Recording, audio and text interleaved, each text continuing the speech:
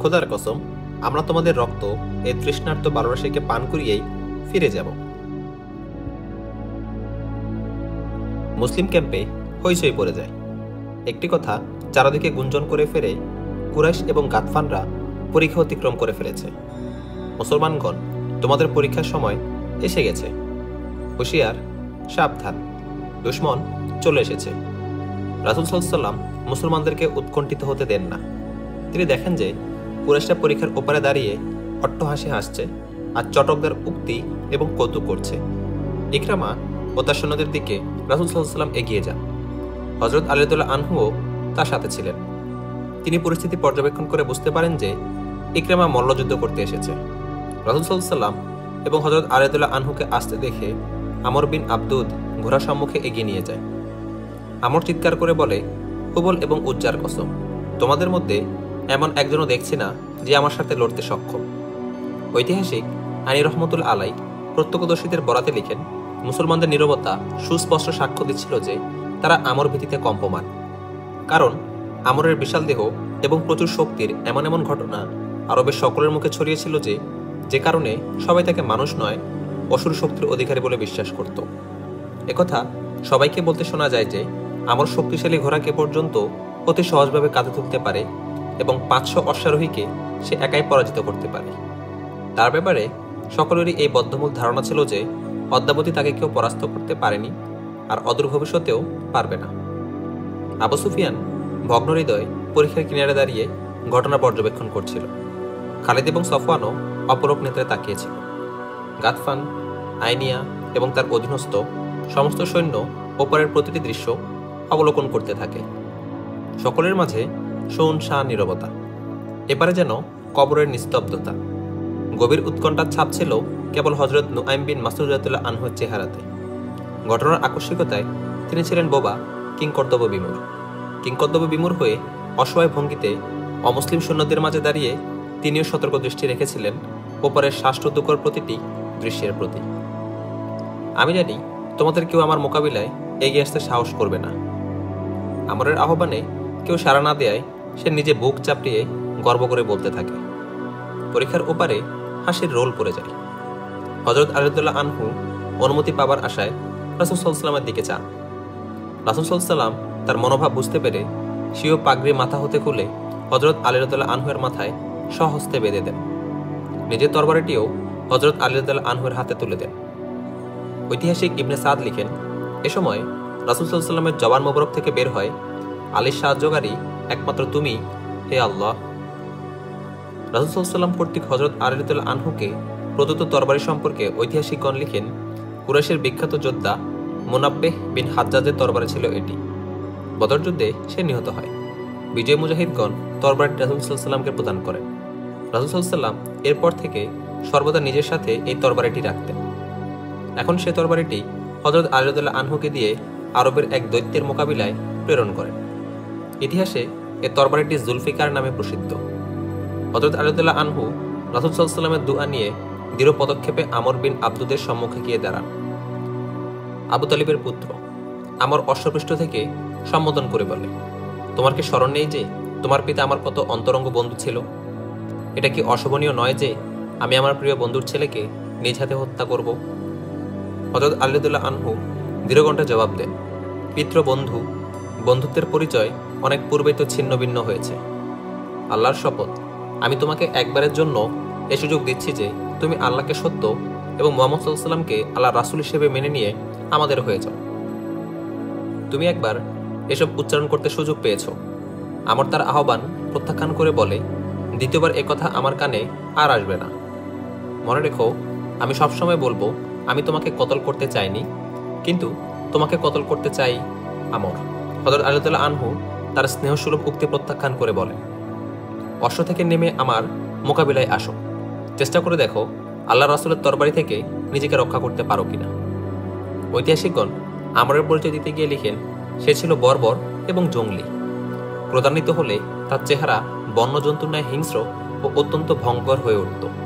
সে অশ্ব থেকে লাফ দিয়ে নামে এবং মুহূর্তে তরবারি বের করে হযরত আলী রাদিয়াল্লাহু আনহুর উপর এত দ্রুত আক্রমণ করে যে দর্শকরা এক প্রকার নিশ্চিত হয়ে যায় যে তার তরবারি হযরত আলী রাদিয়াল্লাহু আনহুকে দুটুকরো করে ফেলেছে।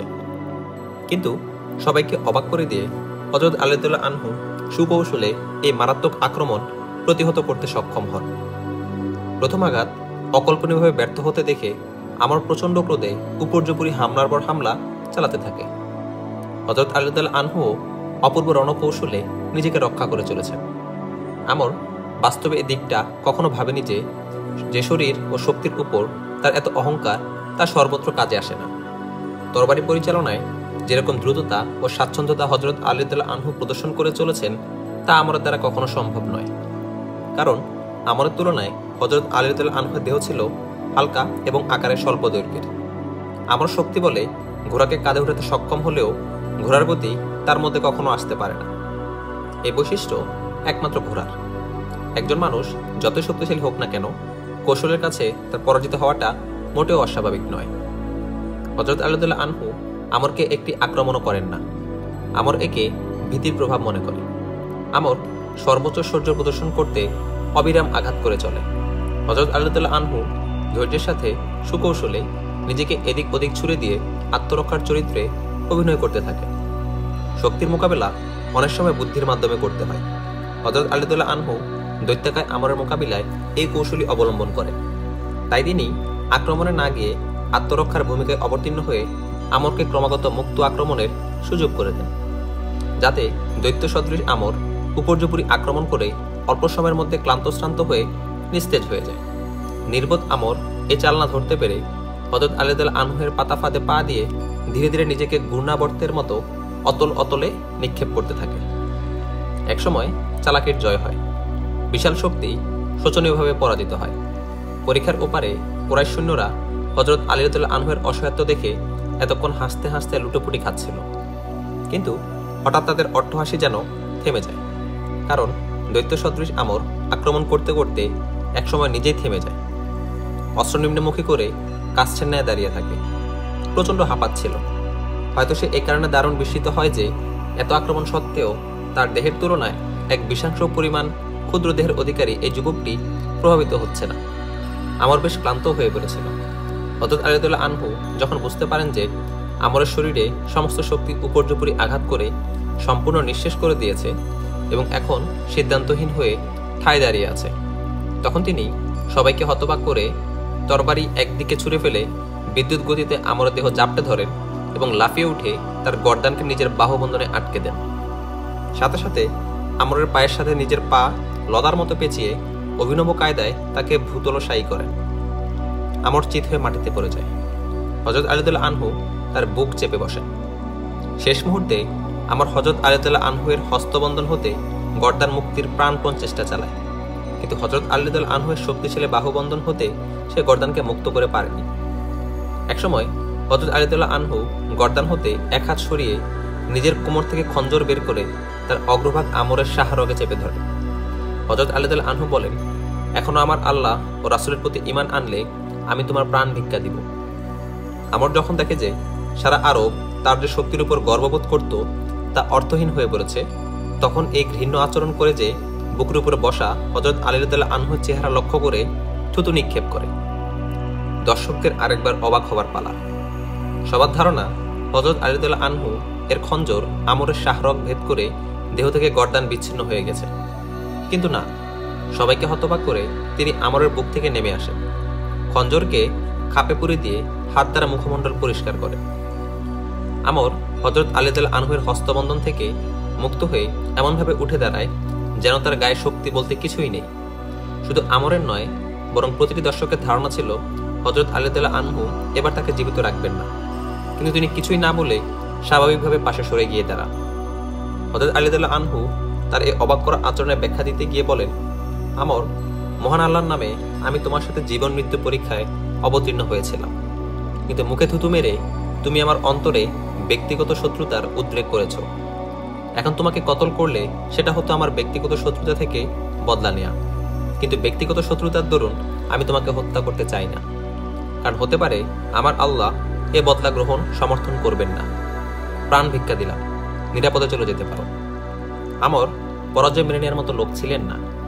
ঐতিহাসিকগণ লিখেন, এটাই ছিল তার জীবনের প্রথম পরাজয়, তাই কোনোভাবে সেটাকে মেনে নিতে পারে না।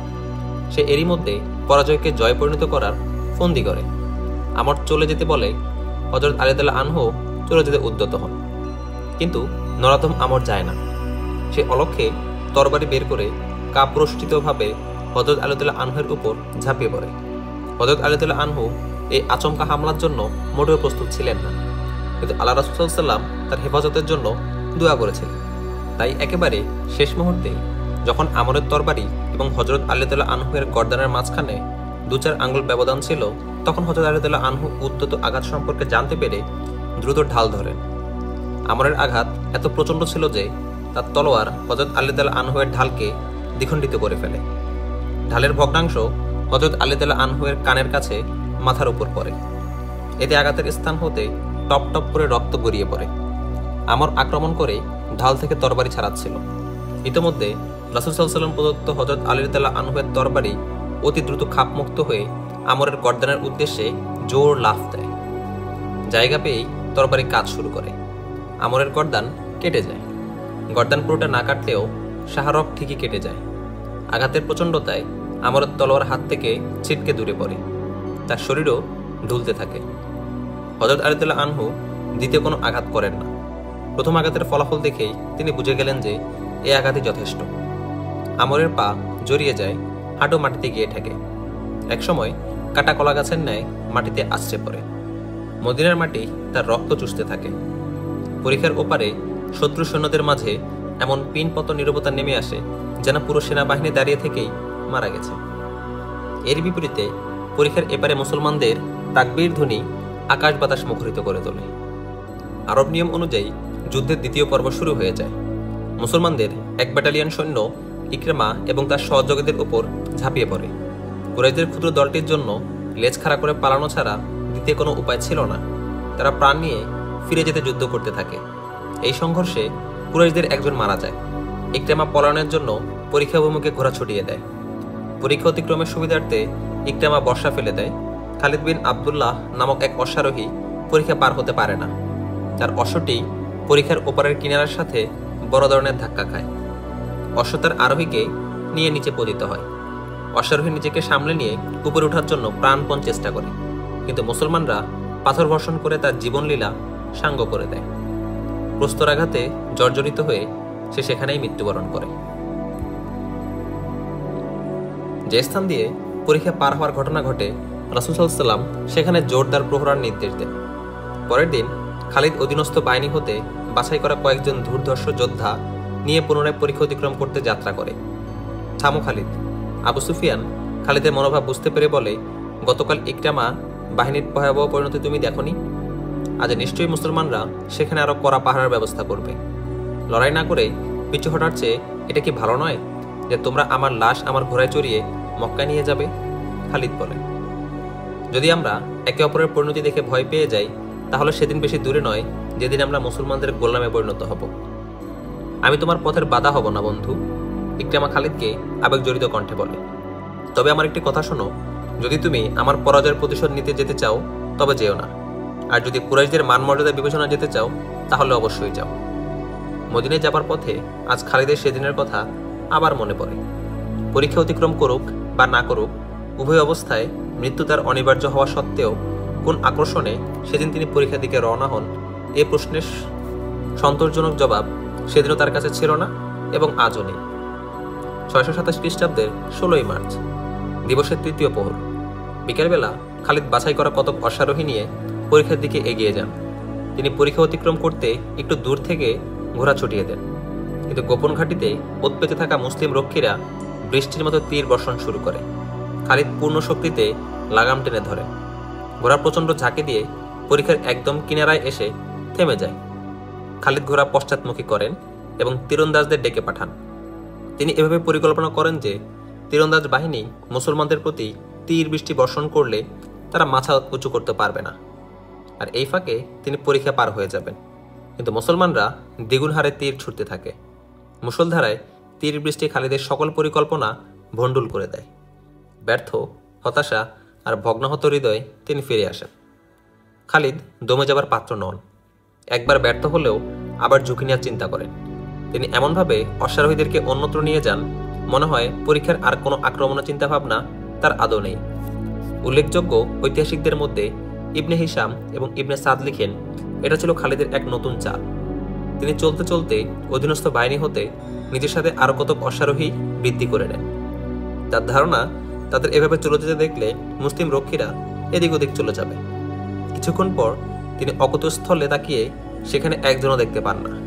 তিনি দ্রুত অশ্বারোহীদের পরীক্ষামুখী করে অপেক্ষাকৃত সরু স্থানে গিয়ে বাতাসের গতিতে ঘোড়া ছুটিয়ে দেন। খালিদের এই অভিনব কৌশল এতটুকু কার্যকর হয় যে তারা ৩-৪ জন অশ্বারোহী পরীক্ষা পার হতে সক্ষম হয়। খালিদ ছিলেন সবার আগে।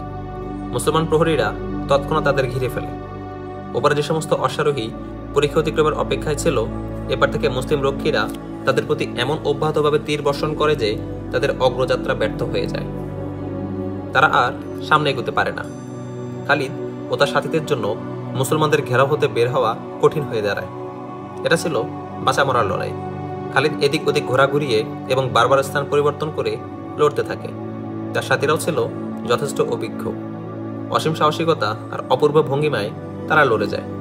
মুসলমানদের হাতে একজন নিহত হয়। খালিদ ক্রমে কোণঠাসা হয়ে আত্মরক্ষামূলক যুদ্ধ শুরু করেন। তার হাতে কয়েকজন মুসলমান আহত হয়, পরে শাহাদাত বরণ করেন। এক পর্যায়ে তিনি পালাবার সুযোগ পেয়ে তার ঘোড়া পরীক্ষা পার হয়ে চলে আসে। তার সাথীদের মধ্যে যারা জীবিত ছিল তারাও পরীক্ষা পার হতে সক্ষম হয়। এরপরে কুরাইশদের আর কেউ পরীক্ষা অতিক্রম করার সাহস করেনি। ইকরামা এবং খালিদের ব্যর্থতার পর বহুজাতিক বাহিনীর হতাশা কয়েক গুণ বৃদ্ধি পায়। খাদ্যশস্য বলতে কিছুই ছিল না। সর্বাধিনায়ক আবু সুফিয়ান অনেক আগেই আশা ছেড়ে দেয় এবং যুদ্ধ হতে হাত পা গুটিয়ে নেয়। খালিদ, ইকরামা ও সফওয়ান বহুজাতিক বাহিনী যে সদা তৎপর ও উজ্জীবিত তা প্রকাশ করতে চাতুর্যপূর্ণ এ মরা অব্যাহত রাখে। মাঝে মাঝে পরীক্ষার কাছে গিয়ে মুসলিম সেনা ছাউনিতে তীর বর্ষণ করে।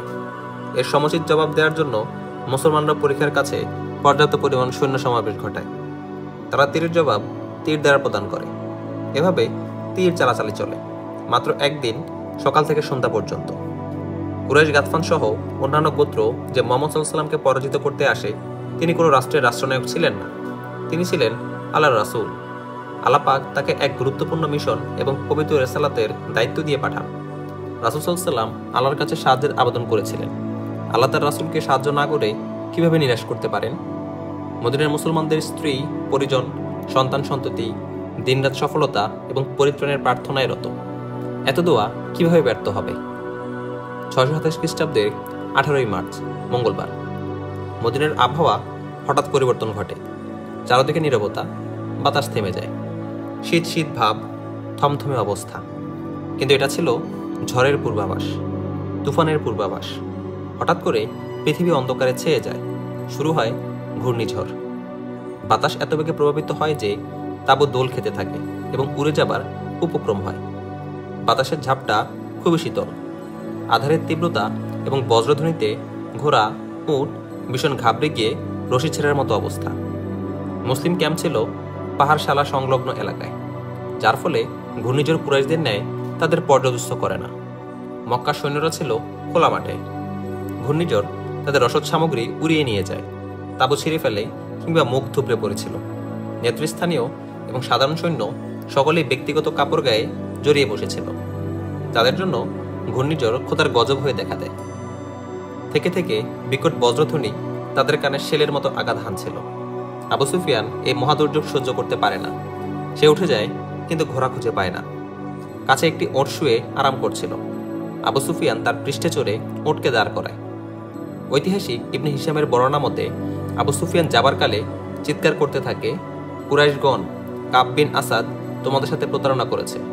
ঘূর্ণিঝড়েও আমরা দারুণভাবে বিধ্বস্ত। এখানে থাকা আত্মঘাতীর সামিল। মক্কায় ফেরত চলো, আমি চলে যাচ্ছি। আমি চললাম। সে কারো উত্তর বা কোনো কিছুর অপেক্ষা করে না। একাই মক্কা পানে উঠ হাঁকিয়ে দেয়। আজ খালিদের চোখে ভাসতে থাকে একটি বেদনাবিদুর দৃশ্য। যে বহুজাতিক বাহিনী মক্কা ত্যাগ করে রওনা হলে খালিদের বুক ফুলে দ্বিগুণ হয়েছিল, তারা আবু সুফিয়ানের আহ্বানে তার পেছনে পেছনে ভীতু বাঘের মতো দৌড়ে পালাতে শুরু করেছিল। খালিদ এবং আমর ইবনুল আসের ব্যক্তিগত ধারণা ছিল, হয়তো মুসলমানরা পিছু হটা সৈন্যদের উপর পেছন দিক হতে চড়াও হতে পারে। তাই তারা তাদের বাহিনীকে নিয়ন্ত্রণে রেখে সৈন্যদের একেবারে পেছনে গিয়ে সতর্ক অবস্থান নেয়। আবু সুফিয়ান সর্বাধিনায়ক হয়ে নিরাপত্তার এদিকটা বিবেচনা করেনি। পলায়নের চিন্তায় সে ছিল বিভোর, মোক্ষম সুযোগের অপেক্ষাকারী। পিছুহটা এই বাহিনীতে একমাত্র অনুপস্থিত ছিল হযরত নুআইম বিন মাসউদ রাদিয়াল্লাহু আনহু। ঘূর্ণিঝড় চলাকালীন সময় যখন কুরাইশ সৈন্যরা ফিরে যায়, তখন তিনি সুযোগ করে পরীক্ষায় নেমে পড়েন এবং সোজা রাসূল সাল্লাল্লাহু আলাইহি ওয়াসাল্লামের নিকট চলে যান। আজ খালিদ ইতিহাসের গতি পরিবর্তন করে দেয়, বিশ্ব ইতিহাস নতুন দিকে মোড় নেয়। ঘূর্ণিঝড় জগৎবাসীর সম্মুখে এ বাস্তবতা তুলে ধরে যে আল্লাহ তাআলা সত্য পূজারীদের সাথে থাকেন। দুশমনের পিছু ধাওয়া ছিল অনেকটা ওই তৃণের মতো যা ঘূর্ণিঝড়ের তোড়ে উড়ে যায়, অথচ কেউ কারো খবর রাখে না। খালিদের এই আশঙ্কা ছিল যে মুসলমানরা পিছু নেবে, কিন্তু মুসলমানরা স্বপ্নেও এই চিন্তা করেনি। স্মরণকালের ভয়াবহ এক ঘূর্ণিঝড়ে পশ্চাদাবন করলে তা হিতে বিপরীত হতে পারত। আল্লাহ নিজেই যাদের ভাগিয়ে দিচ্ছেন, তাদের পশ্চাদাবন করাটা আদৌ বুদ্ধিমানের কাজ হতো না। অবশ্য সর্বোচ্চ সতর্কতা হিসেবে রাসূল সাল্লাল্লাহু আলাইহি ওয়াসাল্লামের নির্দেশে শত্রুদের উপর নজর রাখতে কয়েকজনকে উঁচু জায়গায় দাঁড় করিয়ে দেওয়া হয়, যেন এমনটি না হয় যে শত্রু কিছু দূরে গিয়ে থেকে যাবে এবং আবারও সংগঠিত হয়ে ফিরে আসবে। ঘূর্ণিঝড় আরবের মাটি এবং বালু এত পরিমাণ উড়ায় যে সামান্য দূরের কিছু দেখা যাচ্ছিল না। অনেকক্ষণ পর ৩-৪ জন মুসলমান অশ্বারোহী ওই স্থান দিয়ে পরিখ অতিক্রম করে ইকরামা এবং হযরত খালিদের ঘোড়া যে স্থান দিয়ে পরিখ অতিক্রম করে, তারা দূর দূরান্ত পর্যন্ত যায়। উৎক্ষিপ্ত ধুলাবালু ছাড়া আর কিছু যাদের দৃষ্টিগোচর হয়নি। তারা যাত্রাবিরতি করে, কিন্তু সঙ্গে সঙ্গে ফিরে আসে না। সন্ধ্যার কিছু পূর্বে ঘূর্ণিঝড় কিছুটা থামে, আবহাওয়া স্বাভাবিক হয় এবং বহুদূর পর্যন্ত দেখা যায়। দূরের দিগন্তে ভূপৃষ্ঠ থেকে ধূলি মেঘ উঠছিল। বৈদ্যুতিক বাহিনীর পশ্চাদাপসারণ ছিল এ ধূলিঝড়ের উৎস। ডুবন্ত প্রায় সূর্যের আলোতে এ ধূলিমেঘ স্পষ্ট রূপে দেখা যায়। দুলার কুণ্ডলী মক্কাভিমুখে যাচ্ছিল। পশ্চাদাপনে যাওয়া মুসলিম অশ্বারোহী দল গভীর রাতে ক্যাম্পে ফিরে আসে। অনুসন্ধান টিম রিপোর্ট পেশ করে, আল্লাহর শপথ, যারা আমাদের আকীদা বিশ্বাস ধ্বংস এবং মদিনার ইট খুলতে এসেছিল, তারা এত ভীতি ও উদ্বেগ নিয়ে ফিরে গেছে যে রাস্তার কোথাও থামেনি। মুসাফিররা রাতেও কি কাফেলা থামায়? সৈন্যরা কি রাতেও যাত্রা অব্যাহত রাখে? কেবল তারাই রাখে যারা অতি দ্রুত গন্তব্যে পৌঁছতে চায়। হাদিস এবং ঐতিহাসিকদের বর্ণনা মতে জানা যায়, রাসূল সাল্লাল্লাহু আলাইহি ওয়াসাল্লাম যখন নিশ্চিত হন যে শত্রুরা অত্যন্ত ঘাবড়ে পালিয়ে গেছে এবং সংগঠিত হয়ে পুনরায় ফিরে আসার কোনো সম্ভাবনা নেই, তখন তিনি তলোয়ার, খঞ্জর নিজ হোলস্টার থেকে বের করে রেখে দেন এবং আল্লাহ পাকের শুকরিয়া আদায় করে গোসল করেন। এ রাতের পেট থেকে যে সকালের জন্ম হয়, তা মদিনাবাসীদের জন্য মহান বিজয় ও উৎসবের সকাল ছিল। দিক বিদিক আল্লাহু আকবার এবং উল্লাস ধ্বনিতে আত্মহারা ছিল। সবচেয়ে অধিক আনন্দ প্রকাশ করে নারী এবং শিশু কিশোররা, যাদেরকে নিরাপত্তার জন্য ছোট ছোট কেল্লায় রাখা হয়েছিল। তারা বিজয়ের আনন্দে হৈ হুল্লোড় করতে করতে কেল্লা থেকে বের হয়ে আসে। মদিনার অলিতে গলিতে মুসলমানরা উল্লাস প্রকাশ করে ফেলে। বিজয়ের এই আনন্দ উদযাপনে বনু কুরাইজার ইহুদিরাও অংশ নেয়।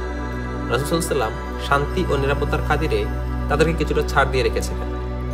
বাইরে তারা নিজেদেরকে মুসলমানদের বন্ধু বলে প্রচার করত এবং বন্ধুর মতোই উঠা বসা করত। কুরাইশদের পালানোর কারণে তারা মুসলমানদের মতোই আনন্দ উল্লাস করে, কিন্তু তাদের নেতা কাব বিন আসাদ নিজের কেল্লায় বসা ছিল।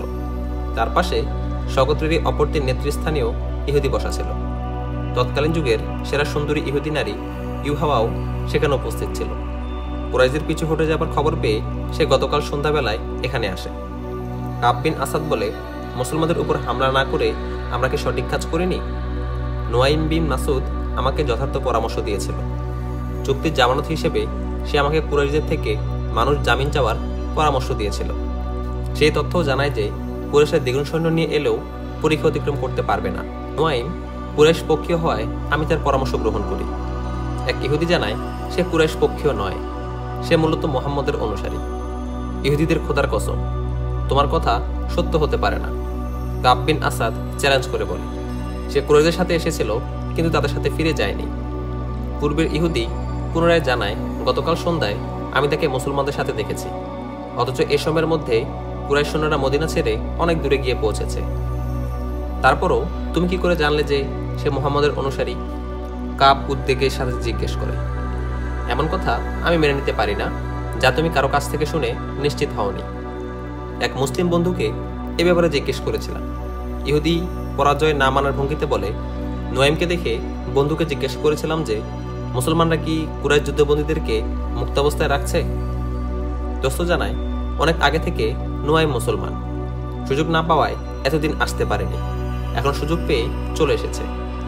তাহলে তো সে আমাদেরকে মুসলমানদের হাত থেকে রক্ষা করেনি, বরং মুসলমানদেরকে আমাদের হাত থেকে বাঁচিয়েছে। কাব বিন আসাদ বিজ্ঞের মতো বলে, তবে সে যাই করুক না কেন তা আমাদের পক্ষে গেছে। যদি আমরা কুরাইশদের কথা মেনে নিতাম তাহলে মুসলমানরা আমাদের শত্রু হয়ে যেত। কাবের কথা কেড়ে নিয়ে এক ইহুদি বলে, তুমি এটাই বলতে চেয়েছিলে কাব? মনে রেখো, তবু মুসলমানরা আমাদের শত্রু। মোহাম্মদের নতুন ধর্মমত অঙ্কুরেই বিনাশ হবে, নতুবা একদিন আমাদের শেষ করবে মোহাম্মদ। খবর আছে, ইসলাম নামে যে ধর্মমতের প্রচার শুরু হয়েছে তা কত দ্রুত গ্রহণযোগ্যতা লাভ করে চলেছে। অতিশয় বৃদ্ধ তৃতীয় ইহুদি এই প্রথম মুখ খোলে। ক্রমবর্ধমান এ পথে আমাদের বাধা দিতে হবে, থামাতেই হবে এ ঊর্ধ্বগতি। কিন্তু কিভাবে? কাব চাপা ক্ষোভ প্রকাশ করে উপায় জানতে চায়। হত্যা। বৃদ্ধ ইহুদি ক্রূর হেসে বলে, মুহাম্মদের হত্যার মাধ্যমেই কেবল তা সম্ভব। এমন দুঃসাহস কে করবে? কাব বিন আসাদ আতকে উঠে বলে, তুমি বললে একজন ইহুদিও এই ঘাতক হতে পারে। ঘটনাক্রমে যদি সে ব্যর্থ হয়, তবে বনু কায়নুকা ও বনু নজিরের পরিণামের কথা আরেকবার স্মরণ করো। বিশ্বাসঘাতকতার কারণে মুসলমানরা যেভাবে তাদের পাইকারিভাবে হত্যা করে, আর যারা তাদের হাত থেকে রেহাই পায় তারা যেভাবে ঊর্ধ্বশ্বাসে দৌড়ে দূর দূরান্ত দেশে পালিয়ে যায়, তাও মনে রাখা দরকার। ইহুদিদের খোদার শপথ। বৃদ্ধ চোখ বন্ধ করে দূরদর্শীর ভঙ্গিতে বলে, আমার বিবেক তোমার থেকে অধিক না চললেও একেবারে কমও চলে না। তুমি আজ যে চিন্তা করছো তা আমি এবং লাইস বিন মোশান অনেক আগে করে রেখেছি।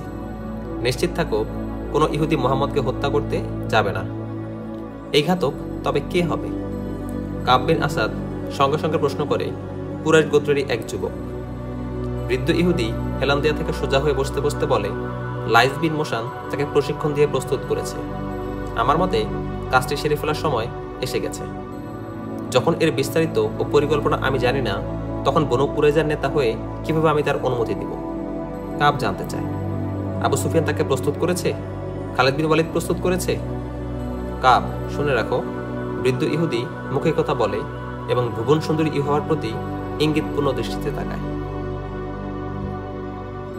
প্রিয় দর্শক, এরই মাধ্যমে আমাদের নাঙ্গা তলোয়ারের পার্ট 1 সমাপ্ত।